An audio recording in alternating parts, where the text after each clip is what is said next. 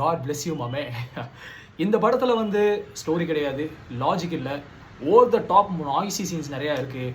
And இந்த படத்தில் emotional depth இல்லை, எங்கேயுமே வந்து நம்மளை வந்து மூவ் பண்ண மாட்டேங்குது. இந்த மாதிரி என்ன சொன்னாலுமே இருக்கார்ல, இந்த ஒன் மேன் ஷோக்காக மட்டும்தான் ஆடியன்ஸ் தியேட்டரில் அவ்வளோ ஒரு ஜோஷில் வெளியே வராங்க. அது கண்கூடா நேற்று நானும் பார்த்தேன். இந்த பாயிண்ட் இஸ், இந்த படம் வந்து பிடிச்சிருக்கு பிடிக்கல அப்படிங்கிற ஒரு ஜட்மெண்ட்டுக்குள்ளே உங்களால் வர முடியாது.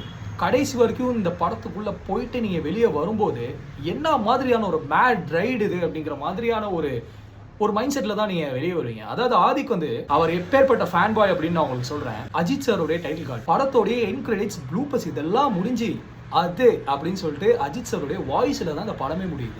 இந்த படத்தோடைய story level, screen play level, இந்த படத்தோடைய ட்ரீட்மெண்ட் லெவல் எனக்குமே எல்லாருக்கும் மாதிரி கொஸ்டின்ஸ் இருக்கு. பட் இது எல்லாம் தாண்டி இந்த மாதிரியான ஒரு out and out mass masala commercial flick Ajith sir பண்ணாமல் வேற எந்த டாப் ஹீரோ பண்ணியிருந்தாலும் என்ன மாதிரி இது டேர்ன் அவுட் ஆகிருக்கு கிரிட்டிசிசம் லெவலில் அப்படிங்கிறது நான் திங்க் பண்ணிட்டு இருக்கேன். ஒரு சிஎஸ்கே மேட்சுக்கு நீங்கள் போறீங்க, அதில் என்னதான் மற்ற பிளேயர்ஸ் வந்து பெர்ஃபார்ம் பண்ண ட்ரை பண்ணிருந்தாலும் எம்எஸ்டி லாஸ்ட்டாக வந்து ஸ்டீல் த ஷோ இல்லை, அந்த மாதிரி தான். அதான் அர்ஜுன் தாஸ், பிரியா வாரியர், த்ரிஷா, பிரசன்னா, யோகி பாபு இந்த மாதிரி வந்துட்டு போனாலுமே நீங்கள் வெளியே வரும்போது இவரை மட்டும்தான் ஞாபகம் வச்சிருப்பீங்க. அதுதான் தலை. ஸோ குட் பேட் அக்லிக்கு வந்து நீங்கள் எந்த ரிவ்யூவும் இல்லாட்டி எந்த ஒப்பீனியனும் யார் சொல்கிறத கேட்டும் போகவே தேவை கிடையாது. ஏன்னா எப்படி போனாலும் உள்ள அங்கே ஒருத்தர் காட் பிளெஸ் யூ மாமே அப்படின்னு சொல்லிட்டு தான் நம்மளை அனுப்புறாரு.